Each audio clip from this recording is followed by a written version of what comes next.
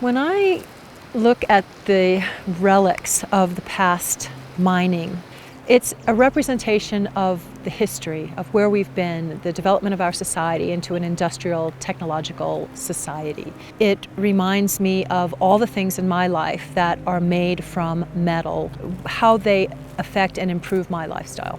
Everything that's made of metal is something that we're demanding, and so the supply chain is providing our demands. We have to understand our responsibility in that supply and demand equation. We can learn from what we did in the past to improve and mitigate the impacts for future. In the 1870s and 1880s, there were absolutely no environmental rules. The tailings from the mills were merely dumped in the creeks and flowed down the Uncompahgre River. First time that anyone was concerned about that was in the early years of the 20th century when the ranchers up the Uncompahgre River to the north, their cattle were dying from the chemicals that had been leached out of the waste rock into the river. And so that was the first time that environmental rules were set to require the tailings to be imponded. So that's where all these tailings ponds came from rules in the early years of the 20th century to protect cattle. We have serious legacy issues in the San Juans. Some of those are natural. Some of those are issues surrounding the volcanics that created mineralization in this area, how the minerals are so open to environmental effects. But the mines certainly have created their own problems. Most of these impacts were created in the 1800s and early 1900s. The San Juan Mining Reclamation Conference is kind of unique. It's very unique. We're focused on a specific area in the United States. I don't think there's another conference like this that I can think of that is locally focused. Honestly, the conference is bringing together stakeholders from every different background. You have regulatory, you have industry, you have nonprofits.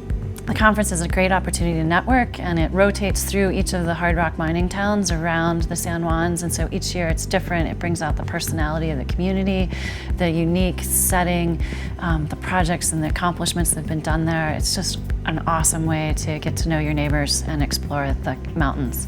When I was at the Nature Conservancy in the early 1990s, there was a lot of friction between environmentalists and conservationists and cattle industry, and it saddened us that people were not trying to understand the perspective of the other side. And I think those early years of these mining conferences were the first opportunities where people started sitting and listening to each other. So to have miners sitting right next to environmentalists, we want that interaction, we want to be crossing those boundaries, and we're really proud of being that unique and bringing these different people together. They want to build consensus with opposing sides, which could be opposing sides, such as a mining company.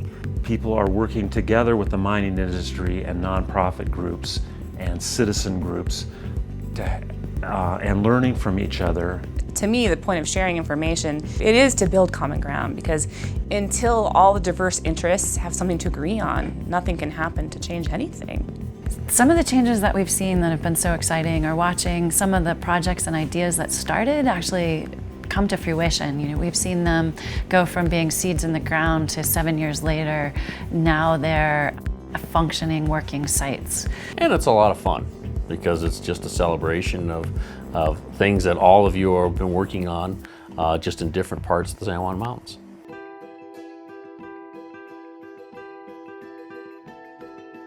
I came into the San Juans and I saw the mountains and I thought, oh, I want my ashes scattered on these mountains. I said, heck with that, I want to live in these mountains. I don't want to wait till I'm ashes. I personally don't think there's another place in the world that is this accessible, that is this rugged, and that is this beautiful. I was born and raised in Colorado. I spent my entire life here. I enjoy people who live in the mountains as well. There's a lot of camaraderie with those people. Protecting that environment for my kids and my grandkids really is a legacy to them. Something special happens in the San Juans. And the San Juans are the mountains version of my favorite area on the planet, which is the Colorado Plateau.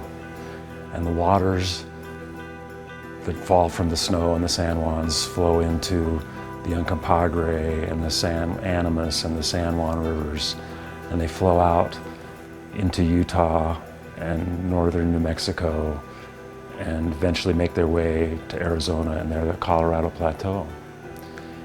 It flows into the Grand Canyon, and the Grand Canyon is this great crescendo of the symphony that is the Colorado Plateau.